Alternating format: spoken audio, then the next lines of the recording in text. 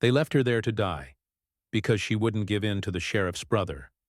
Her wrists bled where the ropes cut deep. The desert sun showed no mercy, blistering her skin as flies gathered around her cracked lips. A crooked wooden sign hung from her throat, swaying with the hot breeze, calling Jesus for help. They meant it as mockery. No one stopped them. Not the preacher, not the shopkeepers, not the mothers who closed their shutters. She didn't scream anymore. Her voice was gone, but her eyes still moved, scanning the dusty horizon, searching for mercy that didn't wear a badge. And just before the day turned to dusk, a lone figure crested the ridge, a man on horseback. Watching her, waiting. The wind howled through the alleyways of Dry Creek, a town run more by fear than law. Naomi Hargrave stood trial without a courtroom. No judge, no jury. Just Wade Maddox and 3 of his whiskey-soaked friends, grinning, like they were stringing up a coyote. "Blasphemy," Wade announced, voice thick with heat and power, and defiance. She hadn't spat in his face. She hadn't shouted. All she'd done was say no, and mean it. Refusing Wade Maddox came with a price. They dragged her out past the edge of town, beyond the split-rail fences and dust-choked shrubs where even the preacher wouldn't go. The sun was high, the sky merciless. A crude wooden cross waited in the hard-pan dirt, already hammered together like they'd used it before. She didn't beg. They tied her wrists tight, the rope biting. Through flesh, her ankles too. Wade wanted it to hurt. One of the men held up a slab of cracked wood with black painted letters, "Calling Jesus for help. Make it clear what happens to God's favorite," Wade sneered. He looped it around her neck, the sign thudding softly against her chest. They left her there before noon. No water, no shade. Just buzzards in the distance, and the sound of the town going back to pretending nothing happened. At first she prayed out loud, psalm after psalm. Old words from her mother's voice, now cracked by heat and thirst. The sun burned through her bonnet. Her lips blistered. Blood trickled from her wrists, now purple and raw. By the 3rd hour, her voice was gone. By the 4th, her legs went numb. Her head slumped forward, but her mind clung to something fragile. Hope. She thought of her younger brother taken by scarlet fever, of her mother, buried on a hill outside town, of her father's voice before the accident silenced him. The Lord don't always come quick, but he never comes late. The townsfolk didn't speak her name. Some glanced her way. A few even paused, but they moved on. Women kept their children close. Shopkeepers turned signs to closed. The preacher peeked from the church steps and said nothing. Shame wrapped itself around the whole town like a noose they all pretended not to see. Buzzards circled once, twice, a 3rd time. Naomi's head lolled sideways, her vision blurred with sunstroke. She thought she saw movement in the distance, a figure breaking the heat waves, too tall for a coyote, too steady for the wind. But hallucinations came easy under the sun. She whispered one more time, barely a breath. If not angels, then just one man. Her knees gave out. Then the creak of leather, a shadow across the dust. The buzzards scattered, someone dismounted.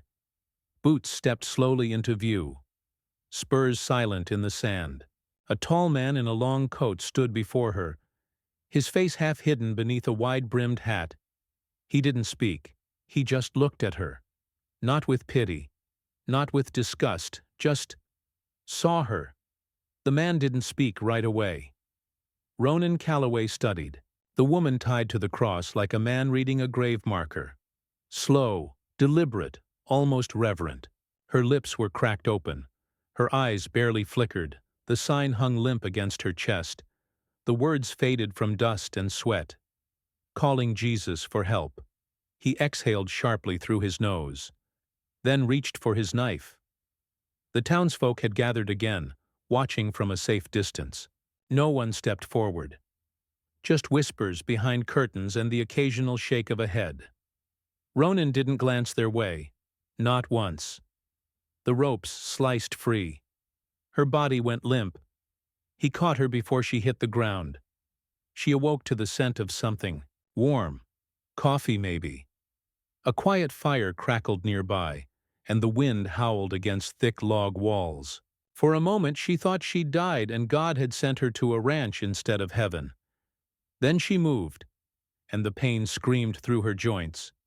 She sat up fast, wincing. Her blouse had been cleaned. Her wrists were wrapped in cotton cloth. She was in a bed, a real one, covered in hand-stitched quilts. No shackles, no ropes. A wooden door creaked open. He stepped in with a bowl of soup. "You're safe," he said. His voice was low, steady. "Eat slow." Naomi narrowed her eyes.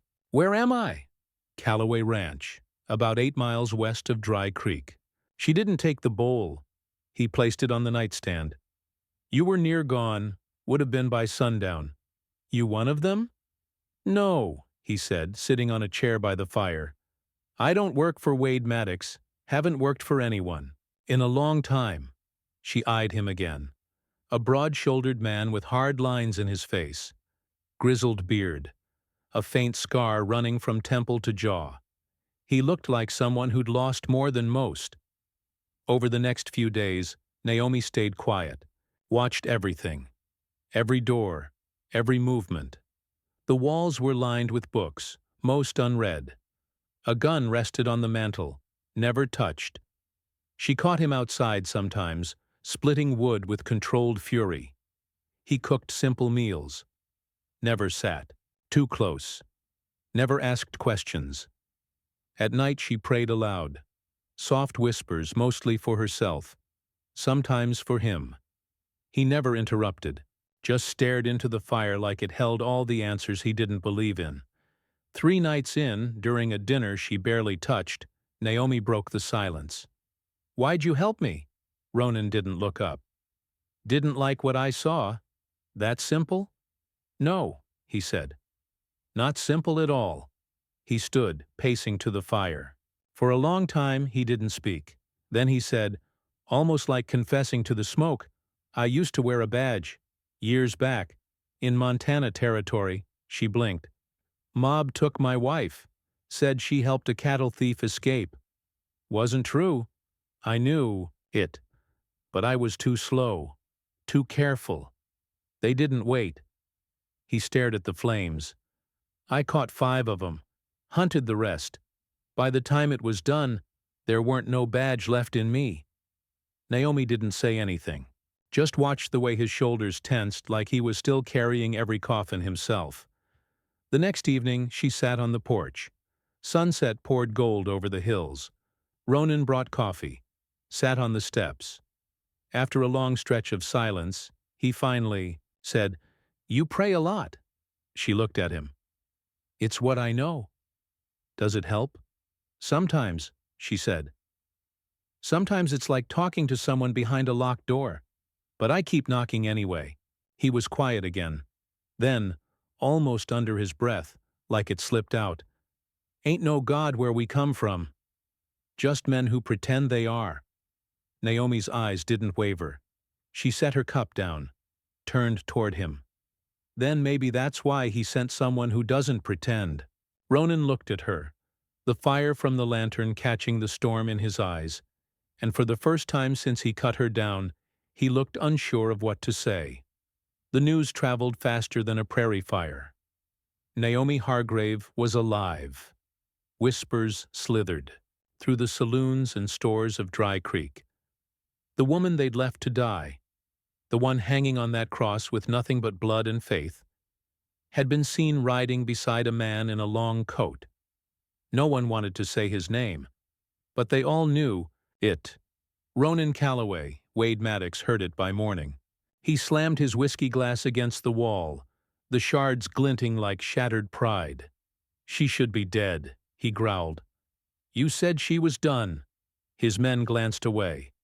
None dared to admit they'd left too soon. Wade paced, itching for his pistol spitting orders like venom. Find her, and if he stands in your way, put him down too. Naomi hadn't wanted to return. But Ronan said something quiet over coffee. Running lets them write the ending.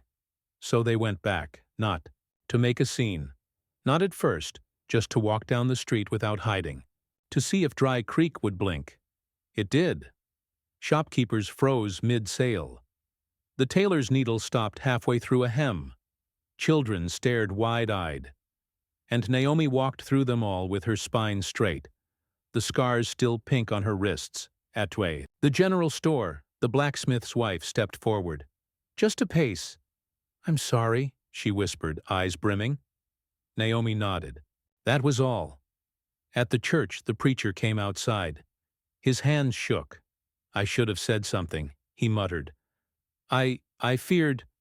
You feared Wade, Ronan cut in. Not God. Naomi laid a hand on the preacher's arm. You can still choose which one you serve. By midday, they'd gathered on the steps of the town hall. Naomi stood quietly while Ronan read from a worn notebook. Witness names, past grievances, records of Wade's threats. Faces in the crowd shifted. Eyes dropped. But others rose to meet Naomi's gaze. One woman stepped forward, then another. A man behind them followed. People who had been too scared, too silent. The crowd thickened, not angry yet, but listening. Then came Wade, riding in fast, boots kicking up dust. He dismounted like a man ready to end something. You got a lot of nerve showing your face, he snarled at Naomi. She has more right than you ever did, said the blacksmith, voice steady. Wade ignored him. All of you, you forget who runs this town? No one answered. Wade's hand hovered near his pistol.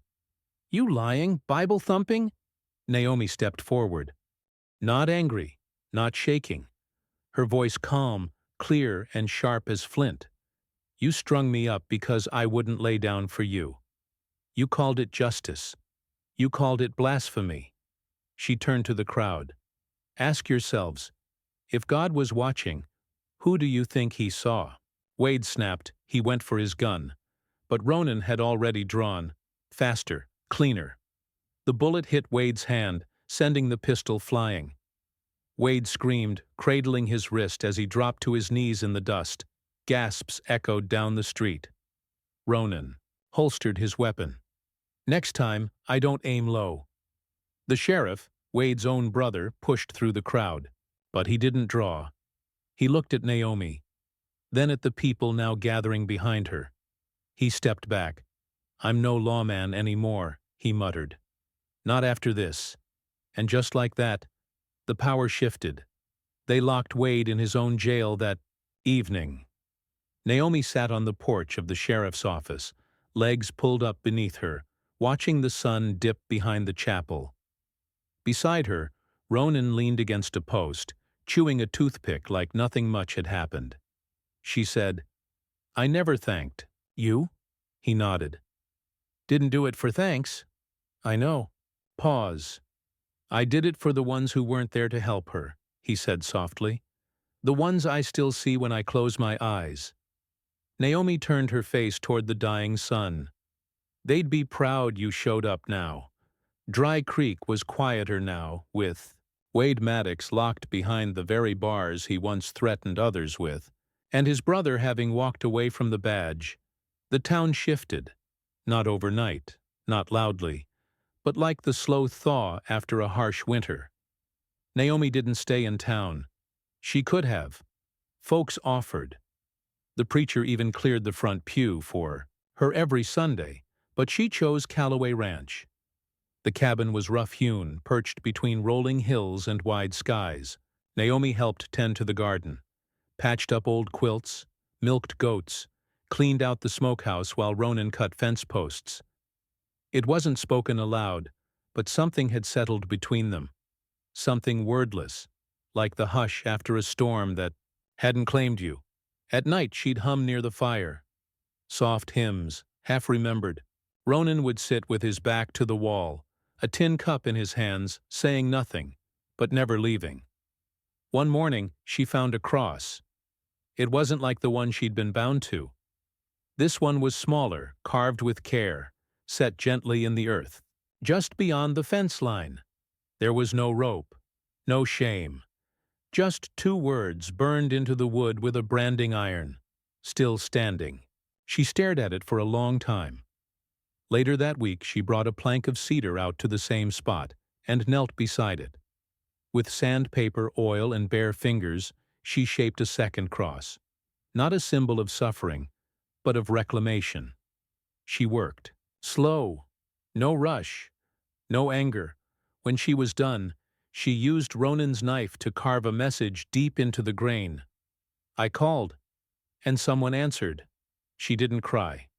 Not then, but her hands trembled as she stood and backed away, letting the wind carry her breath. One evening, a storm rolled in, low and rumbling, dragging streaks of violet across the sky.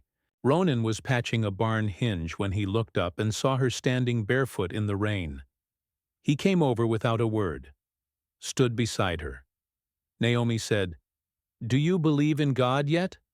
Ronan squinted toward the horizon, then shook his head. "Not in the way you do," she nodded. "That's all right." A pause. "But I believe in something again. I believe in you." They sat on the porch as thunder cracked and lightning lit up the hills. Inside the house, the fire crackled. 2 cups steamed on the table. The same scarred Bible Naomi had carried with her for years now rested on the windowsill, opened not for answers, but for memory. Ronan said, "You ever gonna leave this place?" Naomi looked out at the land, at the pastures, the worn fence posts, the crosses beside the wild flowers. "No," she said. "This land heard me when no one else did." He nodded. "Then maybe it remembers better than most people." She smiled. Months passed. Naomi's hands grew calloused. Her face regained its color. The townsfolk came to call her Miss Hargrave. Again, but this time with respect, not pity. She sometimes visited town but never stayed long. Ronan never said much, but every time she came home, the porch light was lit, and the coffee was on the stove. Final scene. A young girl rides past Callaway Ranch one day with her father. She sees the 2 crosses on the hill. "Why are they there?" she asks. Her father squints. One's a marker." "For what?" He thinks for a moment. "For a time the town lost its soul." "And the other one?" He smiles. "For when it found it again." Final line. They left her on a cross to silence her. But she built one of her own, and it still speaks.